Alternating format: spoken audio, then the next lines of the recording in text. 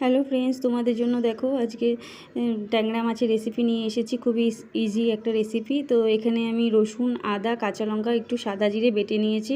আর এখানে 3টের মতো পেঁয়াজ আছে ছোটো সাইজের, আর একটু ধনেপাতা। আর এদিকে দেখো মাছটা ভালো মতো ভেজে নিয়েছি। আর এখানে একটু কালো জিরে ফোড়ন দিলাম, দিয়ে পেঁয়াজগুলো দিয়ে হালকা ব্রাউন করে ভেজে নিয়ে তারপর নুন আর হলুদটা অ্যাড করব। আর এটা যেহেতু পেঁয়াজের রেসিপি, পেঁয়াজের ভাগটা একটু বেশিই দিতে হবে।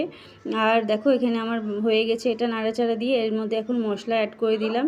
মশলাটা দিয়ে খুব ভালো মতো দেখো ভেজে নিতে হবে। দেখো তেলও ছেড়ে দিয়েছে। এবারে আমি জল দিয়ে দিলাম। জলটা ফুটে গেলে মাছগুলো দিয়ে দিব।